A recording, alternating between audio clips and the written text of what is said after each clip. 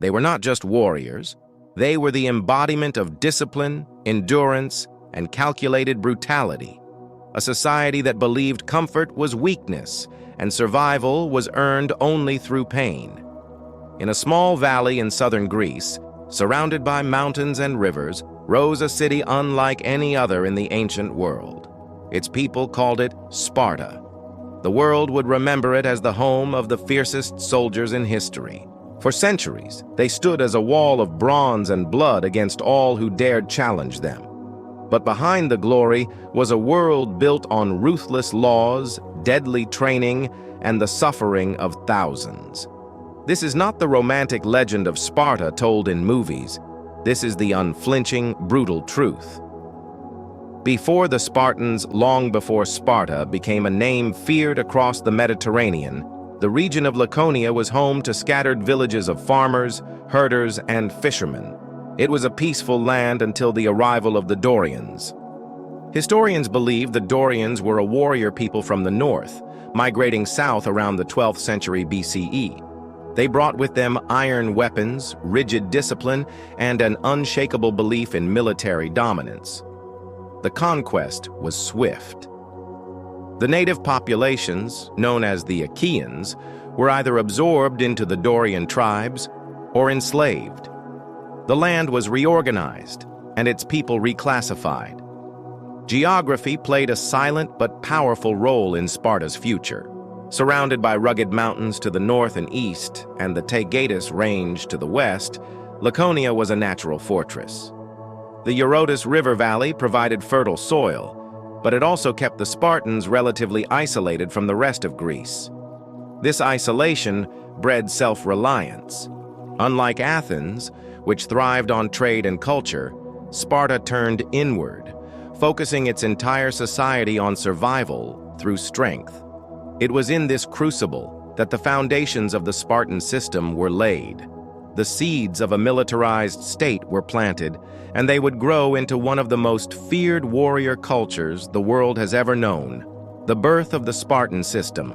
By the 8th century BCE, Sparta had begun to transform from a cluster of villages into a unified city-state. But unlike its Greek neighbors, Sparta did not seek power through trade or diplomacy. It sought power through dominance. The spark came with the First Messenian War. To the west lay the fertile lands of Messenia, rich with resources Sparta needed to feed its growing population. The Spartans invaded, and after years of brutal fighting, they conquered the region. The Messenians were not integrated as equal citizens. Instead, they became helots, a state-owned slave class, bound to the land, forced to work the fields and supply Sparta with food. But the helots outnumbered the Spartans many times over. This imbalance bred constant fear of rebellion, and that fear became the beating heart of Spartan policy. To control the helots, Sparta developed a society where every male citizen was a soldier first and everything else second. The army was not just a tool for defense, it was the backbone of social order. Sparta's political system reflected this military obsession. Power was divided between two kings, each from a different royal family, ensuring no single ruler could dominate. Alongside them stood the ephors, 5 powerful officials who oversaw the day-to-day running of the state and the Gerousia, a council of elders who advised on laws and policy. Every decision was made with one goal: to keep the Spartans strong, the helots subdued, and the state unshakable. It was here that Sparta's transformation into a warrior society truly began. And at the center of this transformation was a system that would shape every Spartan boy from birth: the agoge. The agoge. Childhood in chains. In Sparta, childhood was not a time of innocence. It was a preparation for war, a long, unbroken march toward the battlefield. From the moment a Spartan boy was born, his fate was decided. At birth, the infant was inspected by elders of the city. If he was healthy, he lived. If he was weak or deformed, he was left on a hillside to die. Mercy was not part of the Spartan way. At the age of 7, a boy was torn from his family and placed into the agoge, the state-run military training system. Here, he would spend the rest of his youth in a world stripped of comfort, designed to harden his body and crush his fear. Clothing was minimal, food was scarce, hunger was constant, forcing the boys to steal to survive. But if caught, they were not punished for stealing. They were punished for being caught. Every day was filled with drills, running, wrestling, weapons practice, and mock battles. Pain was a teacher, endurance was the goal, discipline was absolute. The agoge was not only about physical strength, it was about obedience. A Spartan soldier was expected to follow orders without hesitation, to hold the line no matter the cost, to value the phalanx formation above his own life. And then there was the krypteia, a secret rite of passage for the most promising young warriors. They were sent into the countryside armed only with a dagger, tasked with killing any helots who seemed rebellious or too strong. It was a tool of terror and a lesson in ruthlessness. By the time a Spartan boy reached the age of 20, he was no longer a child. He was a soldier, molded by years of hunger, fear, and violence into a weapon for the state. Women of Sparta. In most of ancient Greece, women were confined to the home, their lives dictated by male relatives. But Sparta was different here. Women were expected to be strong, outspoken, and fiercely loyal to the state. From a young age, Spartan girls were given physical training almost as rigorous as the boys. They ran, wrestled, and threw the javelin not for war, but to build the strength needed to bear healthy warrior sons. They were well fed compared to women in other Greek cities. While Athenian women were cloaked and hidden away, Spartan women wore lighter clothing and moved freely in public, a sight that shocked outsiders. Marriage came later than in most Greek states, often in their late teens. It was believed that older brides would be healthier and more capable of producing strong children, but their influence didn't end in the home. When men were away at war, which was most of the time, women managed estates, supervised the helots, and oversaw agricultural production. In this way, they wielded real economic power. Spartan women also had a reputation for their sharp tongues and fearless speech. They were known for delivering cutting remarks that reflected the harsh values of their society. One famous mother is said to have handed her son his shield and told him, "Come back with it," or on it. Victory or death. There was no other path. While they did not fight on the battlefield, Spartan women were warriors in their own way, defenders of the Spartan ideal, the invisible force that kept the city's warrior machine running. The Spartan army machine. The Spartan army was not just a fighting force, it was the very spine of the state. Every male citizen was a soldier first, and everything else came second. At the heart of Spartan warfare was the phalanx, a tightly packed formation of hoplites, each carrying a heavy round shield, a spear, and short sword. Moving as one, the phalanx was a wall of bronze and wood, impossible to break without enormous sacrifice. Training for the phalanx began in the agoge and never truly ended.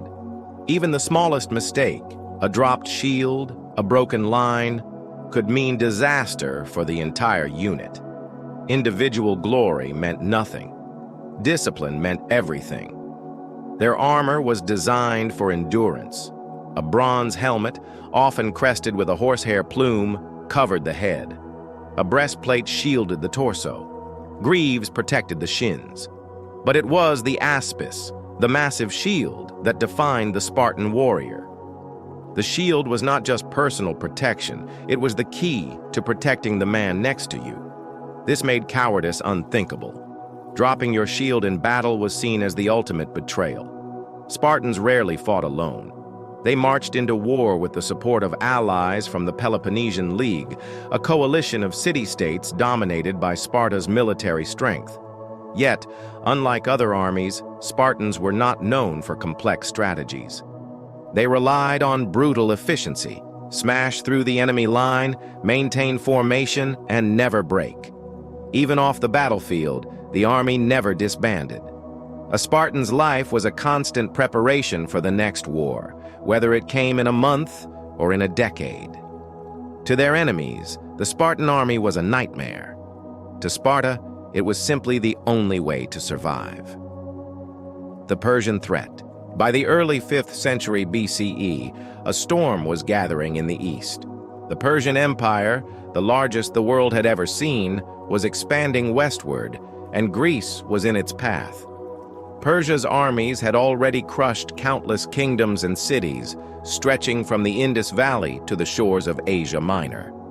They commanded vast resources, unstoppable cavalry, and a navy that could block any coast. The first clash came in 490 BCE at the Battle of Marathon.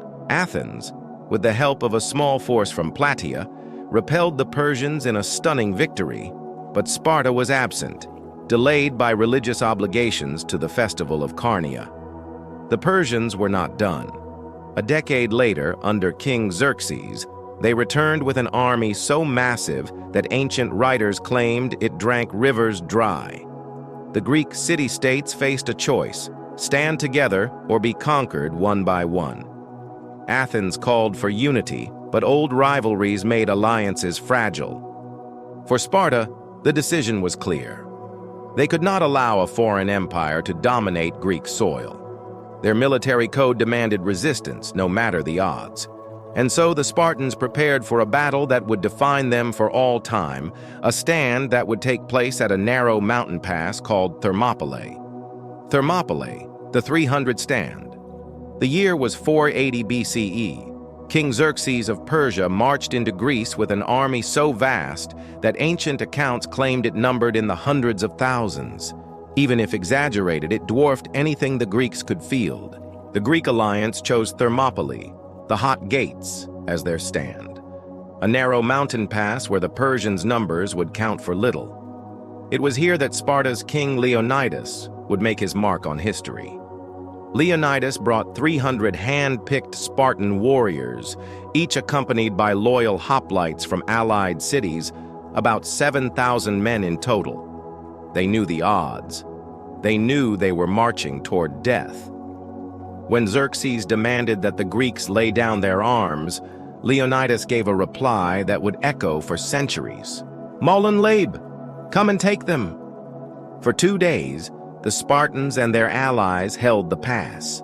The Persian infantry broke against the bronze wall of the phalanx, falling in waves. Even the elite immortals of Xerxes could not push through. But betrayal came from within. A Greek traitor named Ephialtes revealed a hidden mountain path to the Persians, allowing them to flank the defenders.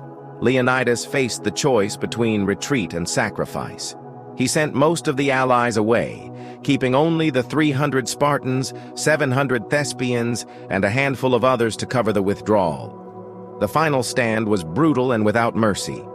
Outnumbered and surrounded, the Spartans fought until their spears broke, then drew their swords, and when those shattered, they fought with their bare hands. When the dust settled, every Spartan lay dead. Xerxes had won the pass, but he had lost something greater. The courage of the 300 became a rallying cry, uniting the Greek city-states for the battles to come. Thermopylae was not a victory of arms, but of spirit. And for Sparta, it was the purest expression of their code: to fight, to endure, and to die for the state. The Battle of Leuctra, Sparta's first defeat in centuries. The year was 371 BCE. Thebes and Sparta stood on the brink of war. For the first time in generations, the balance of power in Greece was about to shift. The Spartans marched to Leuctra with 10,000 hoplites, battle-hardened, disciplined, and confident. Among them were 700 Spartan citizens, the elite of the elite. They had never lost a major land battle. Facing them, Thebes could muster only 6,000 men, but among them stood the sacred band. At their head, the brilliant general Epaminondas. He broke the rules of Greek warfare. Instead of matching the Spartans line for line, he stacked his forces 50 men deep on the left flank, the side facing the Spartan elite. His plan: crush their strongest point first, and the rest would fall. The clash was brutal. Spears splintered, shields rang with the sound of iron on bronze. But slowly, the Spartan line began to buckle. The sacred band pressed forward with relentless fury. One by one, the proud Spartan warriors fell. When the dust cleared, 400 Spartan citizens, more than half of their elite force, lay dead on the field. The impossible had happened. Sparta had been defeated. The Greek world was stunned. The myth of Spartan invincibility was shattered in a single afternoon. The fall of Spartan power, from masters to shadows. The defeat at Leuctra struck Sparta like a thunderbolt. For centuries, they had ruled the battlefield. Now, their aura of invincibility was gone. The losses were catastrophic. 400 Spartan citizens dead. And in a society where citizenship was rare, each fallen warrior was irreplaceable. Sparta's military class began to shrink and never recovered. Thebes wasted no time. Epaminondas marched deep into the Peloponnese, liberating Messenia, the fertile land Sparta had conquered centuries earlier. The Helots, once bound in chains, were now free. This was a death blow. Without Messenia's grain and manpower, Sparta's economy crumbled. The mighty warriors were suddenly struggling just to feed themselves. Inside the city, fear turned to unrest. Some Spartans questioned the old system, the brutal training, the rigid laws of Lycurgus. But the ruling elite clung to tradition, even as their world collapsed. Across Greece, new powers rose. Thebes held the crown for a time. Soon, Macedon, under Philip II, would unite the city-states in ways Sparta could no longer dream of resisting. Once the hammer of Greece, Sparta was now a relic, a shadow of its former self. But their story was not yet over. Sparta under Macedon, the city that refused to bow. By the mid-4th century BCE, Macedon was the new rising star. Philip II had crushed Greece's independence at the Battle of Chaeronea. City-states from Athens to Thebes bent the knee. But not Sparta. They refused to join Philip's Corinthian League. They would not swear allegiance, not to Macedon, not to anyone. Philip sent envoys to demand their submission. The Spartan reply was a single word: no. Infuriated, Philip threatened to march into Laconia. The Spartans sent another message: if. It was pure Spartan arrogance, and Philip, busy with other conquests, left them alone, for now. But when Alexander the Great took the throne, the world changed again. While Alexander carved an empire stretching to India, Sparta stayed home, proud and isolated. They missed their chance to adapt to the new order. When Alexander died, chaos gripped Greece. Rebellions erupted. Sparta tried once more to seize glory, but their army was no longer what it had been. The age of spear and shield was giving way to empires. And Sparta, clinging to its past, found itself increasingly irrelevant. The last stand against Rome. Sparta in the Age of Empires. By the 2nd century BCE, a new giant loomed over the horizon: Rome. The legions were unstoppable, swallowing kingdoms and republics alike. Greece was just another jewel in their path. Most Greek states submitted to Roman power. Sparta resisted. Even in decline, their pride burned bright. When Rome demanded loyalty, the Spartans stalled. They still remembered their ancestors' defiance against Persia. They would not kneel, not without a fight. But the Rome they faced was not Persia. It was a war machine built on discipline, steel, and relentless ambition. Skirmishes broke out. Sparta's warriors fought fiercely, but they were no longer the elite hoplites of old. The Roman legions broke through their defenses with cold precision. Eventually, Sparta was forced to accept Roman terms. Yet Rome, oddly, let them keep some autonomy. Perhaps it was respect for their ancient reputation, or the knowledge that Sparta was no longer a threat. The once unbreakable city had been absorbed into an empire, but even under Roman rule, they kept telling stories of Thermopylae, Leonidas, and the laws of Lycurgus, clinging to a past they would never see again.